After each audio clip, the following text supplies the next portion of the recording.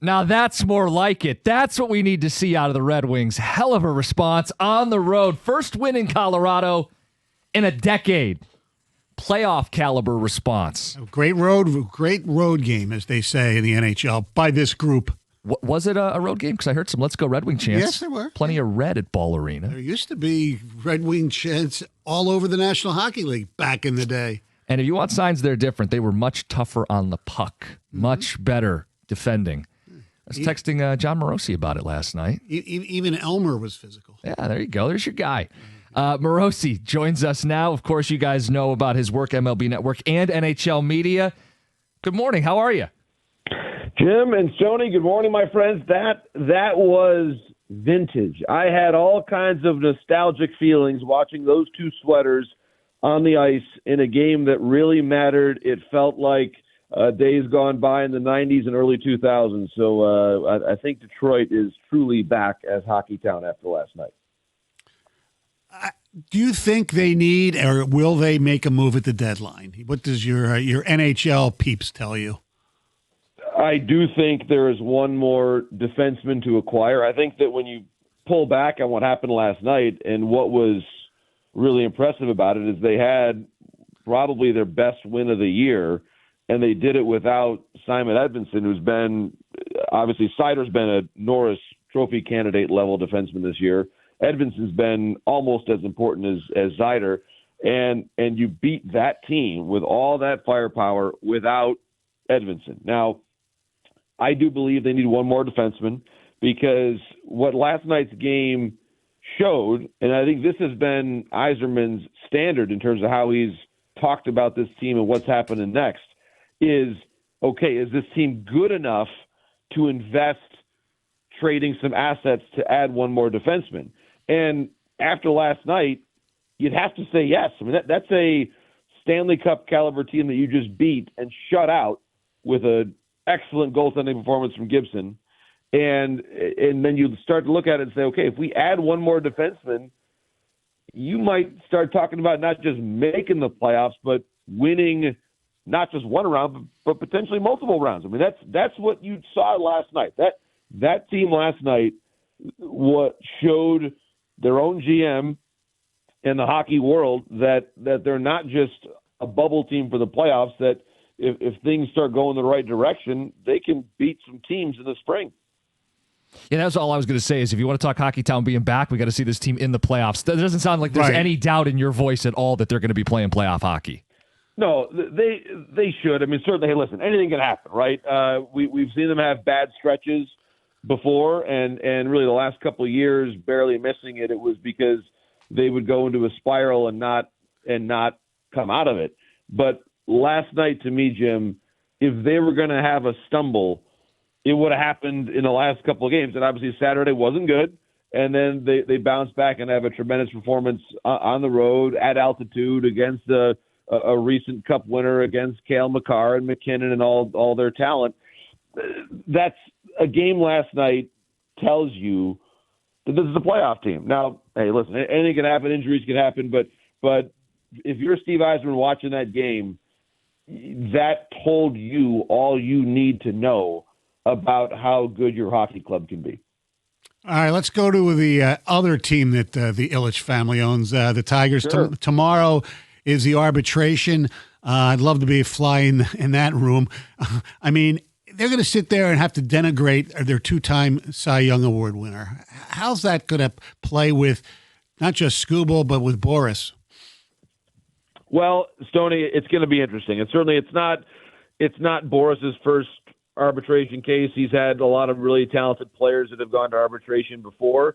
So I think with Scott, I don't look at it as necessarily moving the needle all that much with respect to how likely it is that they're able to sign Skubal long-term, simply because there's not much of a chance of that happening as far as I'm concerned. And based on everything I've been told this winter, I don't see it as being terribly likely. They've never really made any meaningful progress that I can discern on a long-term extension.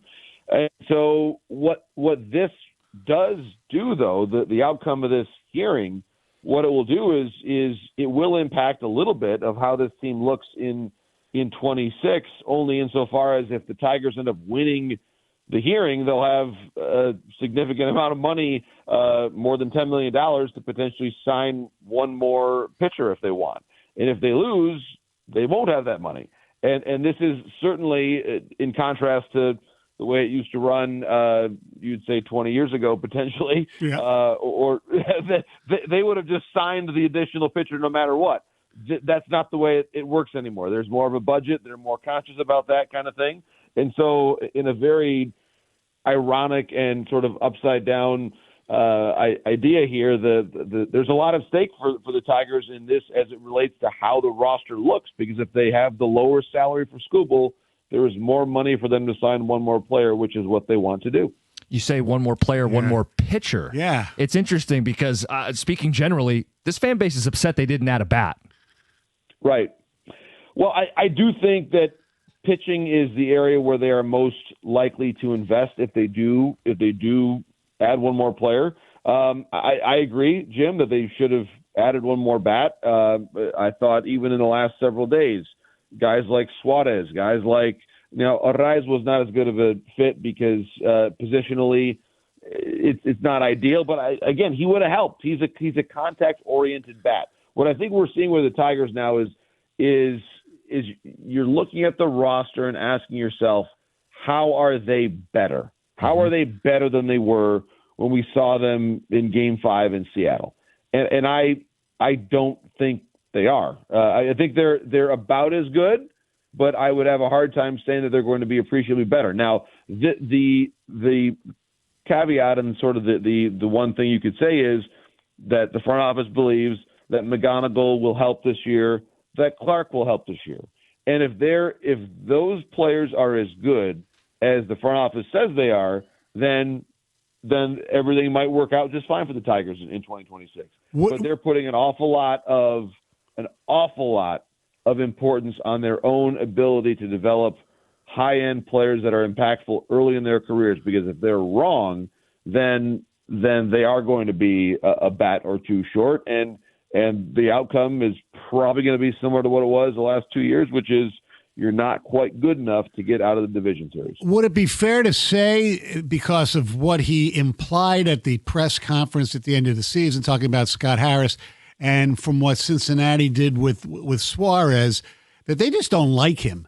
And because he strikes out a lot, and you have Riley Green strikeouts, and as much as you could use a third baseman who can hit 40 home runs, they really were not fans of his skill set. Would that be fair? Stoney, I think that there were parts of his game that they liked, but I do believe what you're saying about the strikeouts is an issue for them.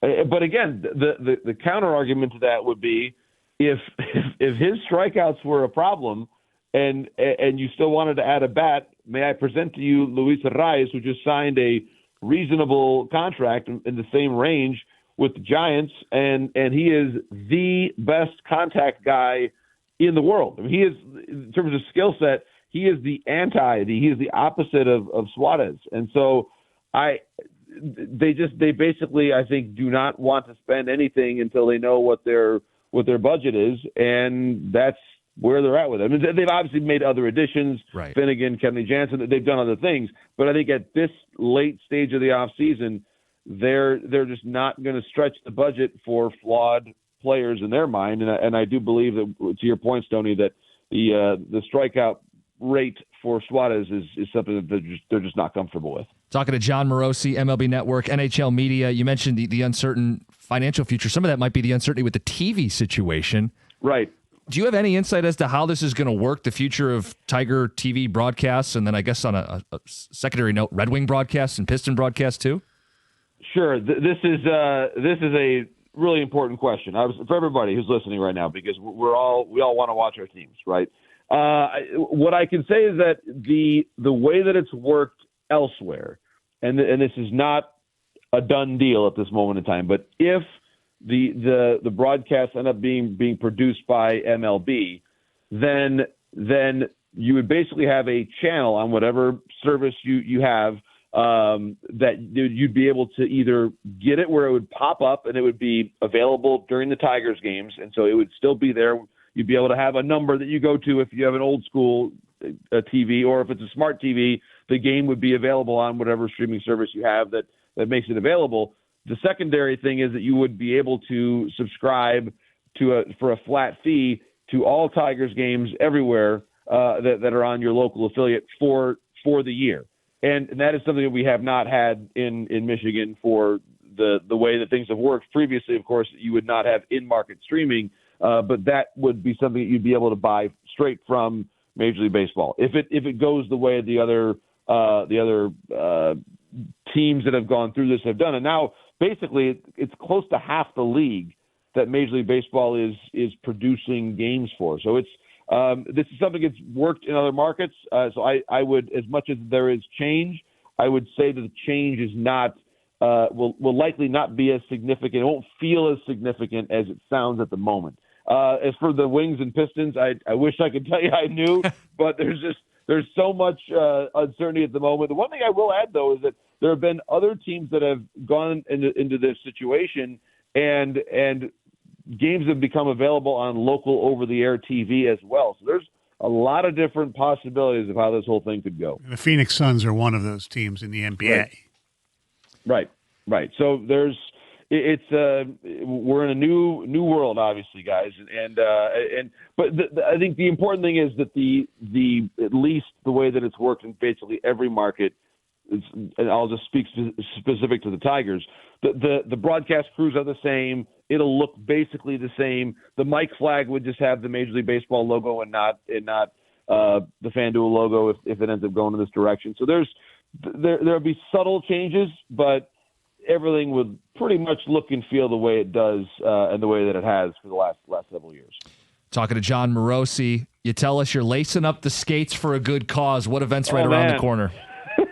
Yes, Jim. Thank you for the question. So basically, I'll be there on the ice this Saturday afternoon in Saginaw. We have the charity game for the Shocks and Saves, and this game is Yuri Fisher's cause. Of course, Yuri, we all of us of a certain age remember what happened at the Joe 20 years ago, where Yuri almost died on the bench.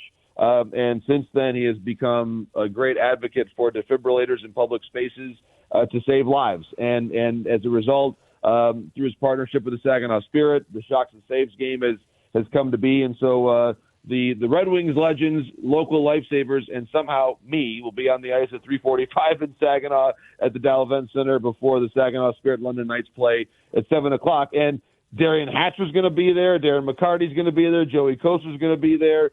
Kirk Maltby. We've got Justin Ablocator. I mean, there's some legends and cup winners that are going to be on the ice. So the legends will be there. Chris Tamer, longtime NHLer from Michigan. Trevor Nill, former captain of Michigan State. So it's going to be a great group of that. So it'll be them. It'll be some local doctors and paramedics, and then just me because they're too kind to me and maybe are overestimating my ability to skate with some legends here. So that game is at 3:45 at Spirit Hockey. More information there, SaginawSpirit.com to get your tickets. The crazy thing is Abdelkader's still under contract to the Red Wings.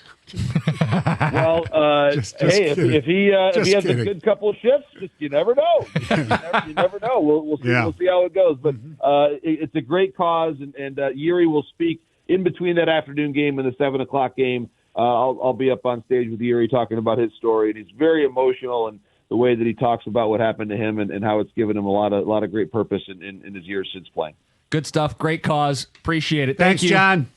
All the best, guys. Enjoy it. It's a great time to be talking sports, and you guys do a great job. Thanks for everything. It's 97.1.